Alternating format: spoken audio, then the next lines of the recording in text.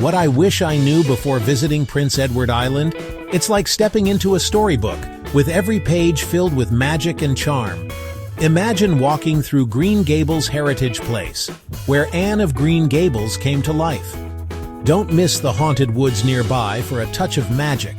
Relax on Cavendish Beach, with its stunning red sands and rolling dunes. Perfect for a sunny day's swim or a peaceful stroll. Feeling adventurous? Bike the Confederation Trail, stretching 435 kilometers of scenic bliss. Visit Basin Head Beach to hear the singing sands beneath your feet and climb West Point Lighthouse for breathtaking views and a peek into PEI's maritime history. Hungry? Indulge at Blue Mussel Cafe with their famous lobster mac and cheese, or savor a lobster roll with an ocean view at the Lobster Shack. For a cozy stay, try Dalvey by the Sea for historic charm, or a coastal Airbnb for stunning ocean views. Remember, PEI's seafood is a must-try, and exploring by bike is the way to go. Prince Edward Island isn't just a destination, it's a story waiting to be written by you. Ready to turn the page?